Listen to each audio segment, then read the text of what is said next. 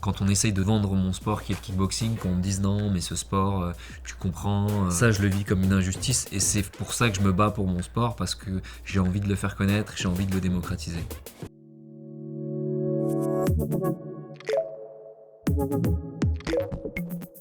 Salut à tous, c'est Cyril Benzaken, 5 fois champion du monde de kickboxing et champion du monde en titre, mais également entrepreneur. Bienvenue sur Papillon Action.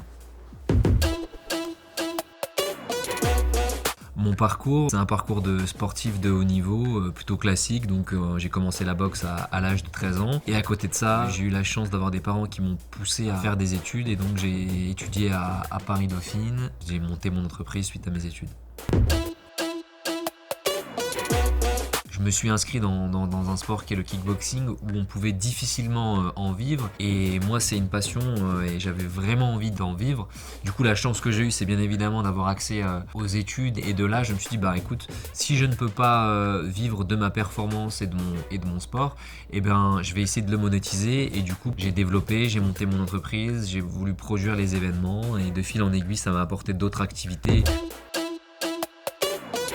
Je suis athlète de haut niveau en kickboxing, et ben on va organiser les événements qui vont accueillir les combats que je vais faire. Donc ça va être monter tout un événement international.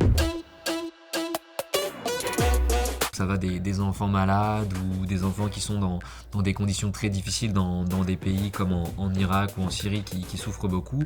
Mais ça va aussi être du soutien aux patients, aux malades en France, tout comme ceux qui sont touchés par le cancer, puisque je soutiens très fortement l'Institut Raphaël de mon ami Alain Toledano. En fait, on est tous des êtres humains, on ne regarde pas ni notre couleur de peau, ni notre origine sociale et on est ensemble et c'est ça cette diversité. Pour s'inscrire dans un sport et notamment dans un sport comme le kickboxing, eh bien il n'y a pas trop de barrières sociales à l'entrée et que tu sois juif, musulman, chrétien, bouddhiste, bah on s'en fout, on est tous les mêmes sur le ring. L'égalité des chances, elle est parfaitement respectée dans le sport en général parce que c'est à la performance qu'on a le mérite et donc il n'y a pas de triche possible. Après, c'est vrai que dans d'autres secteurs, que ce soit dans le secteur entrepreneurial ou enfin même universitaire et académique, bah, on n'a pas tous la même égalité dans la mesure où on n'a pas tous la même connaissance et le même accès à la connaissance et donc c'est en ça qu'on peut faire bouger les lignes en accompagnant des assos et des structures qui peuvent donner l'info à ceux qui ne l'ont pas. Celle du sport qui arrive dans tous les sports où on est jugé par des hommes, c'est-à-dire qu'on ne me donne pas la victoire alors que je pensais vraiment mériter la victoire. Et quand on essaye de vendre mon sport qui est le kickboxing, qu'on me dise non mais ce sport, tu comprends, on peut pas le mettre en avant, et ben ça je le vis comme une injustice et c'est pour ça que je me bats pour mon sport parce que j'ai envie de le faire connaître, j'ai envie de le démocratiser. Mon plus bel accomplissement, je dirais que c'était mon premier accomplissement professionnel et d'étudiant de projet. Quand on a monté en fait mon combat en 2015 dans l'université à Paris-Dauphine, c'était mon premier événement. C'était dans Dauphine, etc. C'était incroyable, c'était fou et c'était le premier, donc c'était mon meilleur souvenir. Le fait d'être né avec une famille de gens qui m'aiment et qui me soutiennent et eux, ils me permettent de surmonter toutes les épreuves.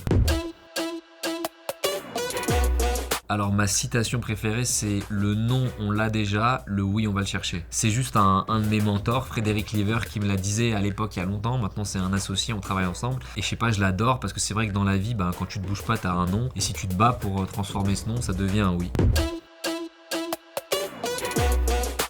Des personnes plus proches comme mon grand-père qui me racontait sa vie professionnelle, comment il a fait quand il est arrivé en France, etc. Et ça m'a beaucoup inspiré. Et après, comme tout boxeur qui se respecte forcément, je suis un peu influencé par Rocky. Il y a 10 ans, je me voyais père de famille avec des enfants, etc. Ce que je ne suis pas. Et dans 10 ans, je me verrai à la retraite sportive, mais toujours dans cette même dynamique qu'actuellement. Tous mes cheveux.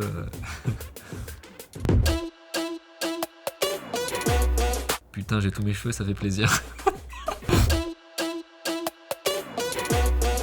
Sérieusement, je leur conseille de y aller et de pas écouter les mauvais conseils, de pas écouter les gens qui ont peur, parce que c'est normal d'avoir peur, et d'y aller et de croire en eux, parce qu'il n'y a que eux qui sont leurs propres limites, donc allez-y.